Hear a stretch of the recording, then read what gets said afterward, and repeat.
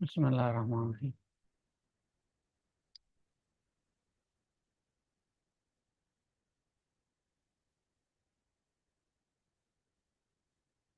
وَكَأَنَّ للتشبیہ وتخفف وتلوى على الأصح۔ یہاں سے مصنف رحمۃ اللہ علیہ حروف مشابہہ بالفعل میں سے تیسرے حرف کأنہ کی تفصیل بیان فرما رہے ہیں۔ مصنف فرماتے ہیں کہ کأنہ للتشبیہ صرف تشبیہ کے لیے استعمال ہوتا ہے، تشبیہ کے علاوہ دوسرے معنوں کے لیے استعمال نہیں ہوتا، جیسے کأنہ زیدن الاسد، کہ زید جیسے گویا کہ شعر کی طرح ہے۔ یہ بصریوں کا مذہب ہے۔ کوفیوں کے نزدیک تشبیہ کے علاوہ دیگر معنی مثلا مضمون جملہ کی پختگی کے لیے بھی کأنہ کا استعمال کیا جاتا ہے، جیسے کأنک بالشتاء مقبل، آپ یقیناً سردیوں کو لے کر آ رہے ہیں، یہاں مضمون جملے کی تاکید کے لیے۔ مصنف رحمۃ اللہ فرماتے ہیں وَتُخَفَّفُ، انا اور انا کی طرح کأنہ میں بھی تخفیف جائز ہے، البتہ تخفیف کے بعد کأنہ فصیح ترین استعمال کے مطابق لفظاً ملغا از عمل ہو جائے گا، فَتُلْغَى عَلَى الْأَفْصَحِ، فصیح ترین استعمال کے مطابق تخفیف کے بعد کأنہ ملغا از عمل ہو جائے گا، یعنی لفظی طور پر یہ عمل نہیں کر سکے گا، اور اس کے بعد اپنے جو بعد والا اسم ہوتا ہے اس کو نصب نہیں دے سکے گا، اس لیے کہ تخفیف کی وجہ سے فعل کے ساتھ اس کی مشابہت ختم ہو چکی ہے، لہذا تخفیف کے بعد یہ جملہ اسمیہ فعلیہ دونوں پر داخل ہو سکتا ہے، جیسے کأن لم تغن بالامس، کأن لم تغن بالامس، یہاں لم تغن فعل ہے، اس پر کأن تخفیف والا داخل ہوا ہے۔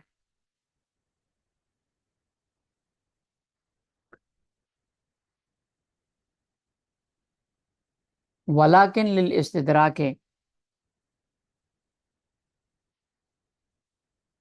تتوسط بین کلامین متغایرین، حروف مشبہ فی الفعل میں سے چوتھا حرف ہے لاکنہ۔ مصنف رحمۃ اللہ علیہ یہاں سے اس کی تفصیل بیان فرما رہے ہیں کہ لاکنہ استدراک کے لیے آتا ہے۔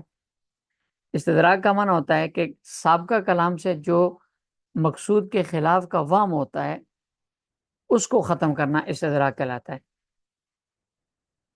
اور مستثنی منقطع کی طرح یہ اپنے مابعد کو ماقبل کے حکم سے خارج کر دیتا ہے، کہ اگر لاکن نہ ہوتا تو مابعد ماقبل کے حکم میں داخل ہوتا، لیکن لاکن آ گیا تو اس نے مابعد کو اپنے ماقبل کے حکم سے خارج کر دیا، جیسے جانی زید لاکن عمرن ما جاءنی، جاءنی زید لاکنہ نہ ہوتا تو عمرن بھی جاءنی کے حکم میں داخل ہوتا، لیکن لاکنہ نے آ کر عمرن کو ماقبل جاءنی کے حکم سے خارج کر دیے۔ تو جب جاءنی زیدن کہا تو چونکہ زید اور عمر کی آپس میں دوستی تھی تو مخاطب سمجھا کہ شاید زید آیا تو عمر بھی لازماً آیا ہوگا، تو متکلم نے اس کے اس وام کو دور کرنے کے لیے لاکن عمرن ما جاءنی کہا، تو یہ وام اس کا دور ہو گیا۔ لیکن الاستدراک تتوسط بین کلامین متغایرین، مصنف رحمۃ اللہ فرماتے ہیں کہ لیکن دو ایسے کلاموں کے درمیان آتا ہے جو معنوی طور پر ایک دوسرے کے متغیر اور متضاد ہوتے ہیں، جیسے جانی زیدن لیکن عمرن لم یجی، اس میں دیکھیں جانی زیدن اس کا معنی ہے زید آیا، یہ مثبت ہے، اور لیکن عمرن لم یجی، لیکن عمرن لم یجی اس کا معنی ہے عمر نہیں آیا، یہ منفی ہے، تو نفی اور اس بات دونوں آپس میں متغیر ہیں، لہذا معنوی طور پر دونوں کلاموں کا آپس میں تغایر ہوتا ہے، لیکن ایسے دو کلاموں کے درمیان میں آتا ہے۔ وَتُخَفَّفُ فَتُلْغَى، دوسری بات یہ کہ جس طرح انا انا کا انا، ان میں تخفیف ہوتی ہے. اسی طرح لاکنہ کے اندر بھی تخفیف ہوتی ہے، لاکنہ کے اندر بھی تخفیف جائز ہے. البتہ تخفیف کے بعد لاکنہ ملغا از عمل ہو جائے گا، فتلغا.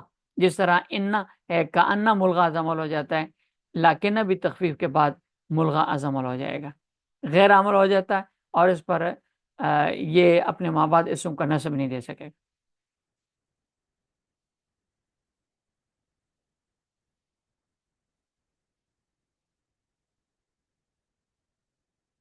وَيَجُوزُ مَعَهَا الْوَاوُ. رحمۃ اللہ فرماتے ہیں کہ البتہ پہلے میں، تین میں اور اس میں فرق ہے کہ لاکنہ کے ساتھ واو عاطف، واو کا ذکر کرنا جائز ہے، جبکہ انا انا اور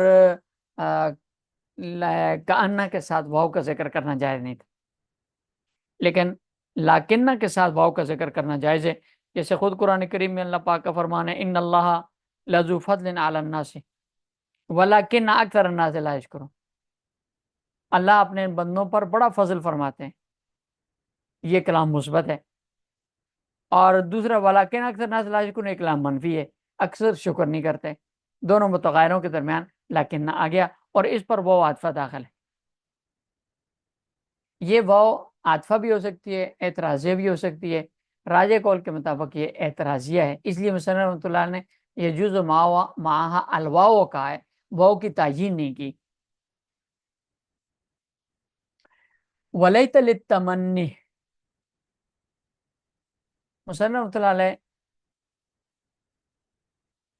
حروف مشبہ بالفعل میں سے چوتھے حرف تمنی کو، لیتا کو بیان فرما رہے ہیں کہ لیتا تمنی کے لیے آتا ہے، یعنی کسی شے کے حاصل ہونے کی چاہت کا اظہار کرنا کہ یہ چیز مجھے کاش حاصل ہو جائے، اس کے لیے لیتا استعمال کیا جاتا ہے.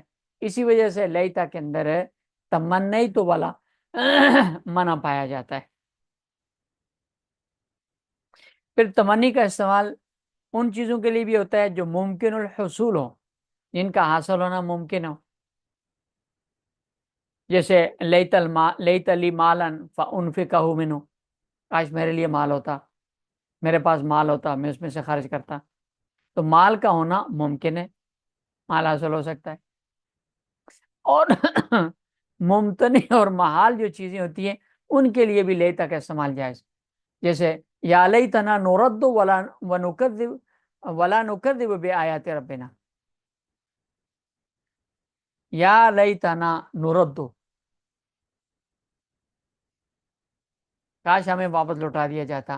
اب ظاہر ہے کہ دنیا میں واپس لوٹانا محال ہے. اس طرح لیت شباب یعودو، کاش جوانی لوٹاتی ہے، حالانکہ جوانی کا لوٹنا محال ہے. تو ممکن الحصول چیزیں ہوں، ممتنع الحصول چیزیں ہوں، دونوں کے لیے لیتا کا استعمال ہوتا ہے. اسی طرح جو چیزیں ایسی ہوں کہ ان کا حصول یقینی ہو، وہاں بھی وہاں لیتا کا استعمال نہیں کیا جا سکتا. جن چیزوں کا حصول یقینی ہو وہاں لیتا کا استعمال نہیں کیا جا سکتا. لہذا لیتا غدن یجیو نہیں کہا جا سکتا، کیونکہ کل کا آنا تو یقینی ہے.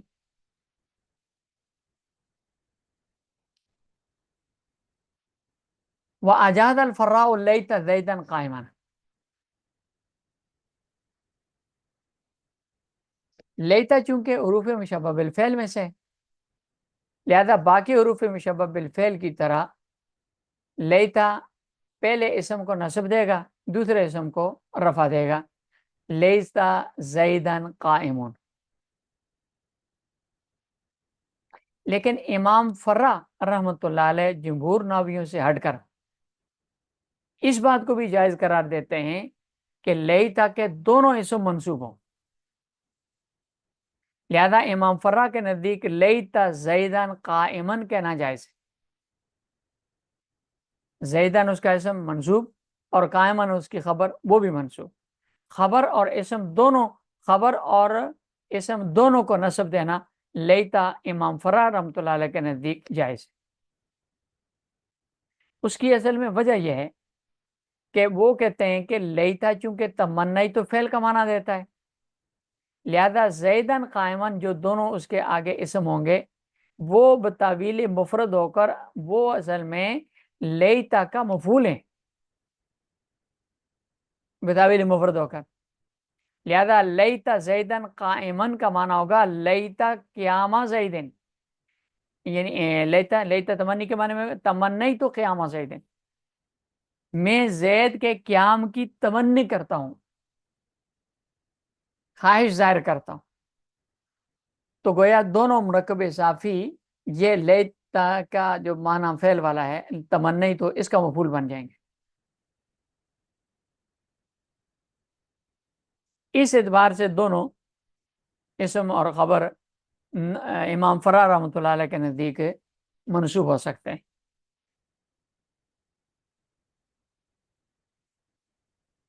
واجاد الفراء لیت زیدن قائمن، امام فرار رحمۃ اللہ علیہ نے لیت زیدن قائمن کی عبارت کو بھی جائز قرار دیا ہے. ولعل للترجی، مصنف رحمۃ اللہ علیہ حروف مشبہ بالفعل میں سے آخری حرف چھٹا لعل کی تفصیل بیان فرما رہے ہیں. لعل کہتے ہیں ترجی کے لیے استعمال ہوتا ہے، یہ لعل ترجی تو کے معنی میں آتا ہے، یعنی کسی ممکن چیز کے حاصل ہونے کی خواہش ظاہر کرنا، یہ ترجی کا معنی ہے. لعل زید قائمن، کاش زید کھڑا رہتا، زید کھڑا ہوتا. یا جیسے وہ شعر ہے احب الصالحین ولست منہم، میں نیک لوگوں سے نیک لوگوں کو پسند کرتا ہوں لیکن میں خود نیک نہیں ہوں. لعل اللہ یرزقنی صلاحا، امید ہے اللہ مجھے بھی نیک بنا دیں گے. تو کسی ممکن چیز کی حاصل ہونے کی خواہش ظاہر کرنا، خواہ وہ ممکن چیز خود بھی محبوب ہو جیسے اس شعر کے اندر ہے، یا اسی طرح جیسے حدیث پاک میں حضرت حسن رضی اللہ تعالیٰ عنہ کے بارے میں نبی پاک صلی اللہ علیہ وسلم نے ارشاد فرمایا، بخاری کی روایت ہے، ان ابنی ھذا سید، میرا یہ بیٹا سردار ہے، لعل اللہ ان یصلح بی بین فئتین من المسلمین، مجھے میری خواہش مجھے امید ہے کہ اللہ رب العزت اس کے ذریعے مسلمانوں کی دو جماعتوں کے درمیان صلح کرائیں گے. اب صلح بین فئتین یہ آپ صلی اللہ علیہ وسلم کو محبوب تھا، تو اس کا اظہار لعل کے ذریعے کیا. تو لعل آتا ہے کسی ممکن چیز کے حصول کی خواہش ظاہر کرنے کے لیے. تمنی اور ترجی کے درمیان فرق یہ ہے کہ تمنی صرف کسی شے کے حاصل ہونے کی امید ظاہر کی کرنے کے لیے ہوتی ہے، خواہ وہ چیز اس کا حصول کا ساتھ ساتھ انتظار ہو یا نہ ہو. اسی لیے تمنی میں ممکن محال دونوں چیزوں کی تمنی ظاہر کی جاتی ہے. لیت لنا لیت شباب یعودو اور لیت لی مالن فانفقو دونوں کہا جاتا ہے. مال کا ہونا خرچ کرنا ممکن ہے، جوانی کا واپس لوٹا یہ ممکن نہیں ہے. لیکن اس کے مقابلے میں جو ترجی ہوتی ہے وہ صرف ممکن چیزوں کی امید ہوتی ہے، ممکن چیزوں کے حاصل ہونے کی امید کو ظاہر کرنا یہ ترجی میں ہوتا ہے.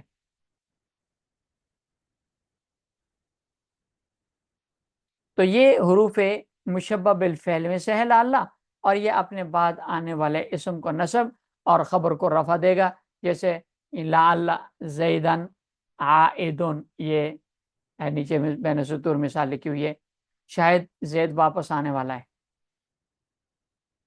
وَشَذَّ الْجَرُّ بِهَا، عرب کا ایک قبیلہ ہے بنو عقیل، یہ لعل کو حرف جر قرار دے کر اب اس کے لعل کے بعد والے عرب کو مجرور قرار دیتے ہیں، اور وہ کہتے ہیں کہ لعل کی جو لغات ہیں ان میں سے 4 لغات کے اندر لعل، لعلی، عل اور علن، ان 4 لغات میں لعل حرف جر ہے، لہذا یہ اپنے مجرور کے ساتھ مل کر مبتدا بنے گا اور اگلا جو اسم ہوگا وہ اس کی خبر ہوگا.